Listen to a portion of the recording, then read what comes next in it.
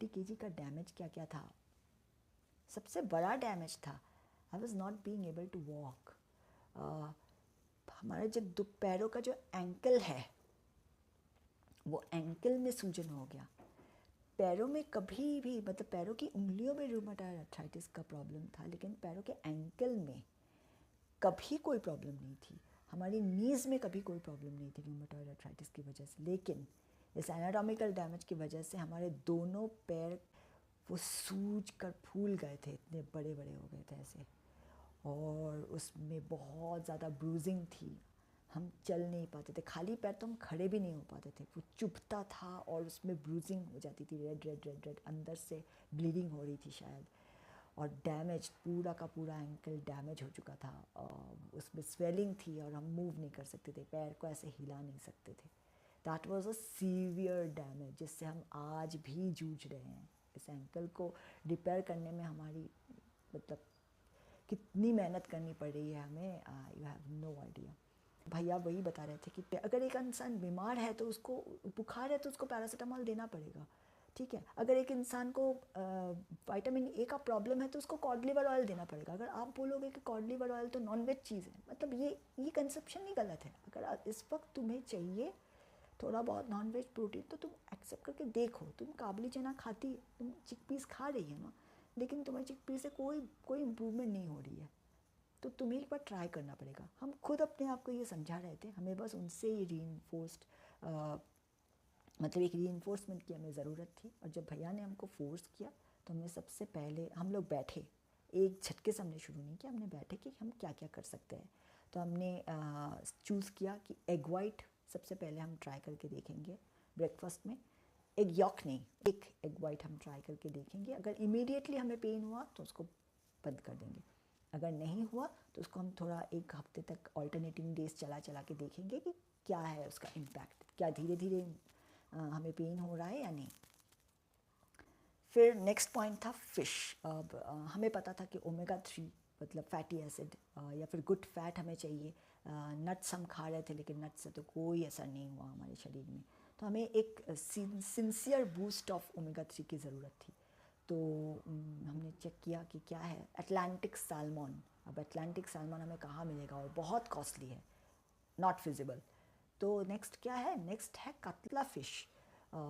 हम लोग नॉर्मली रोहू का फ़िश खाते थे, लेकिन रोहू में बहुत कम है ओमेगा 3 का कंटेंट, कतला में सबसे ज़्यादा है 22.5। आई थिंक सैल्मन के बाद नेक्स्ट कतला ही है, कतला ही आता है जिसमें कि बहुत ज़्यादा ओमेगा 3 है।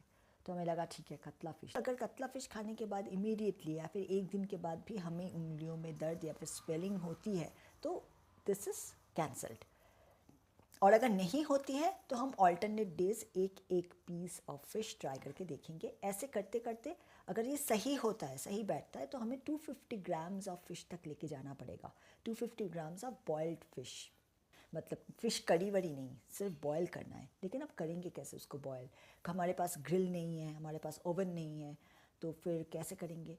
हम लोगों ने थोड़ा सोचा और हम लोगों को लगा ठीक है हम स्कूल बटर का, अमूल स्कूल बटर का आधा बटर यूज़ करेंगे। Means 5 grams of butter, 5 grams of butter, 5 नहीं पहले तो 2.5, पहले दिन के एक फ़िश के लिए हमने 2.5 ग्राम मतलब थोड़ा सा बटर यूज़ किया ग्रीस करने के लिए। एक तेज पत्ता डाला।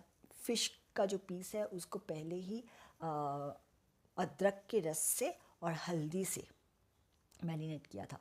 कोई भी रेड चिली पाउडर का इस्तेमाल नहीं था। कढ़ाई को थोड़ा गरम करके उसमें थोड़ा बटर दे के, इतना सा बटर है तो वो तो सिर्फ ग्रीस करने में ही लग जाता है। उसके बाद एक तेज पत्ता डाला, फिर अदरक और कच्ची हल्दी उसको क्रश करके उसको डाल दिया। एक स्टार अनीस का पेटल डाल दिया था और एक छोटा सा दालचीनी, इतना सा दालचीनी उसको भी डाल दिया था, सब होल। इसको डालने के बाद थोड़ा जब फ्लेवर आया तो उसमें थोड़ा सा हमने गर्म पानी मिला दिया और फ़िश का जो पीस है उसको ऐसे रख के ढक दिया हमने।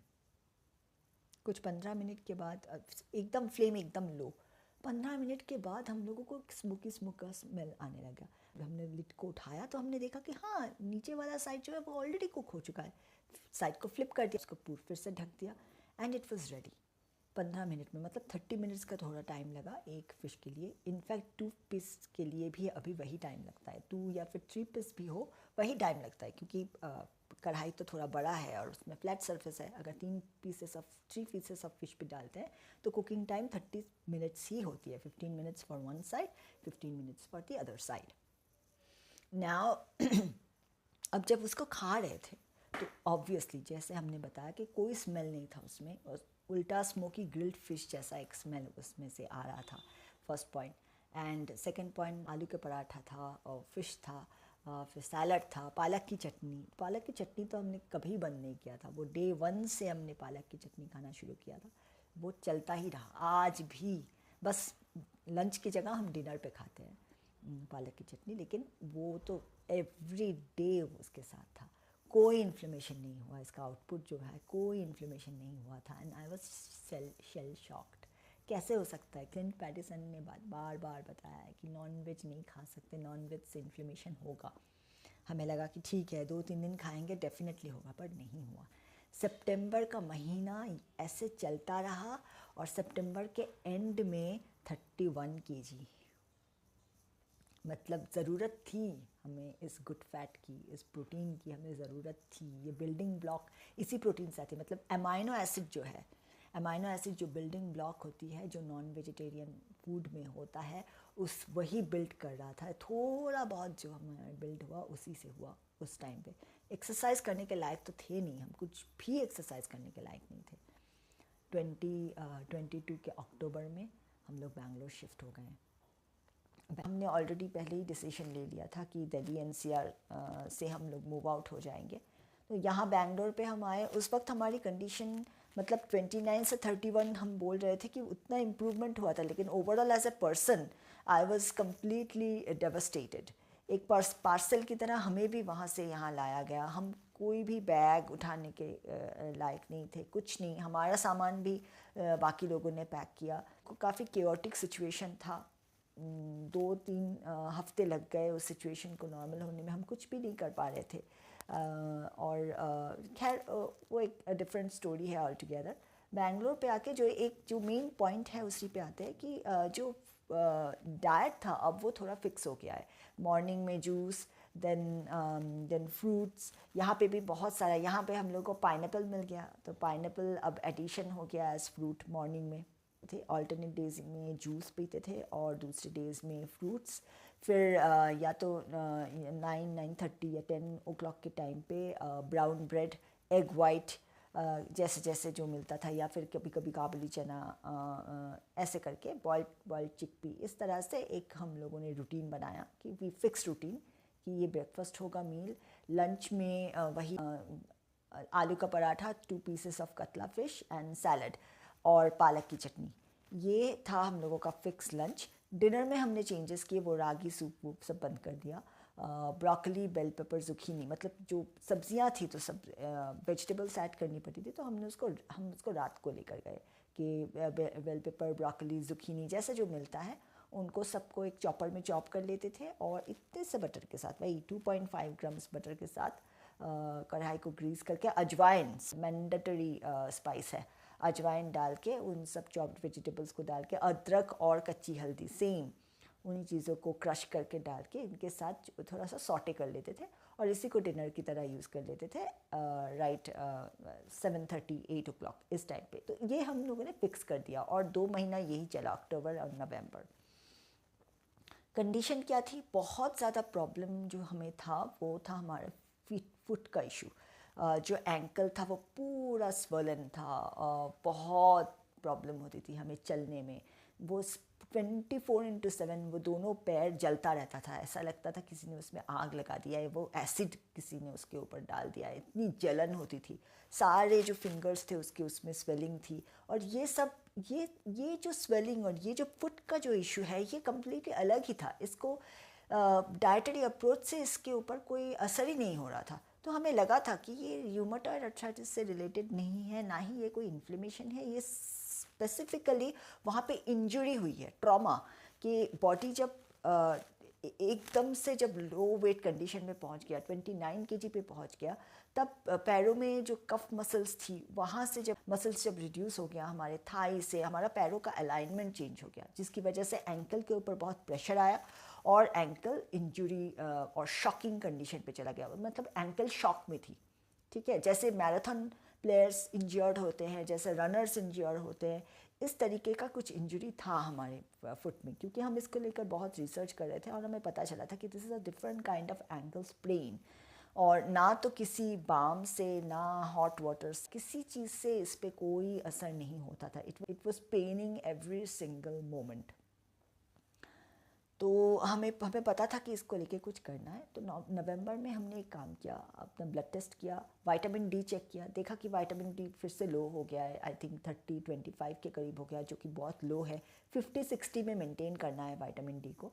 तो हम एक डॉक्टर के पास चले गए, जनरल फिजिशियन। वो तो हमारे कंडीशन देखकर एकदम हैरान हो गए थे। उन्हें खुद से ही इंक्वायरी करना शुरू कर दिया कि आपको क्या कंडीशन है, इतना आप इतने स्किनी कैसे हो गए, you have no muscles.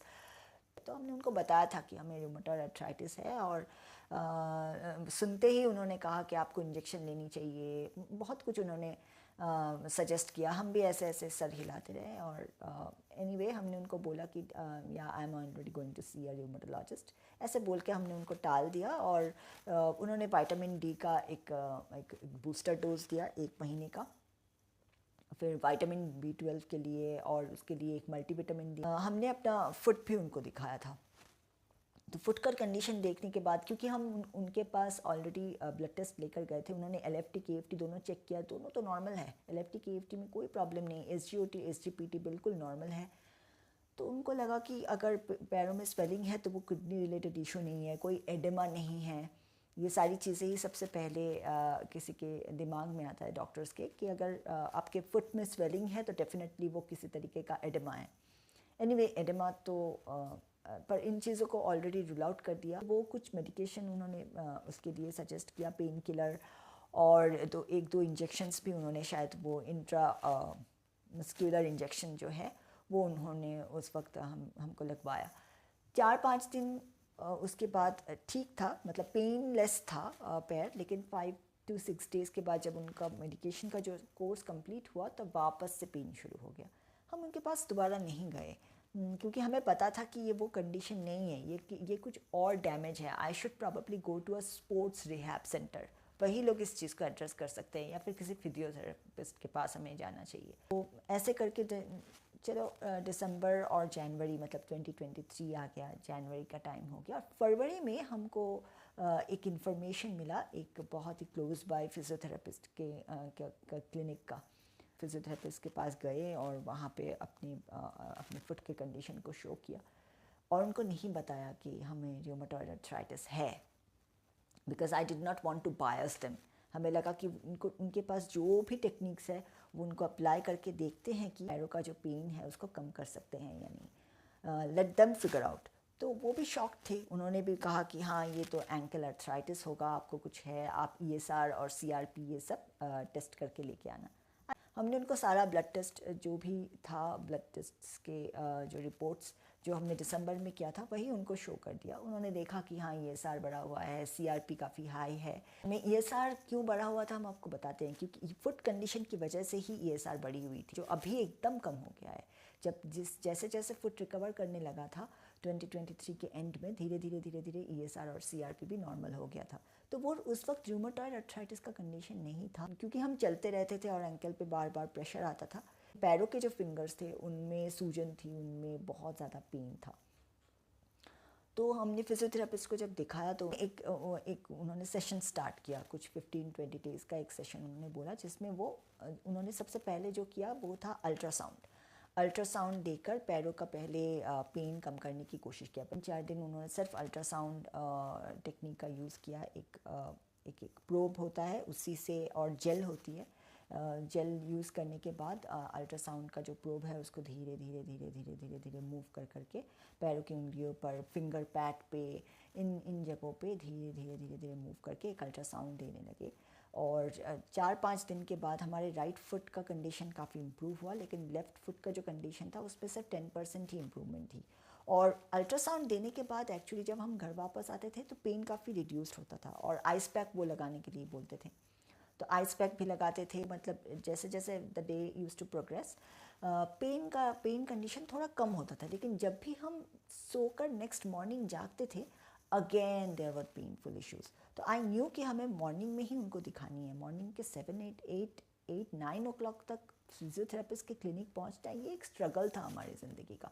Extensive level pen होता था पैरों में, और सोने की वजह से जो हम बता रहे थे कि अलाइनमेंट की इश्यूज़ की वजह से दोनों हाथ हमारे एकदम कॉम्प्रोमाइज्ड होती थी, रिस्ट में पेन होता था। तो ये सब, इन सब चीज़ों के बावजूद भी हम जाते थे फिजियोथेरेपिस्ट की क्लिनिक, वो भी कार ड्राइव करके।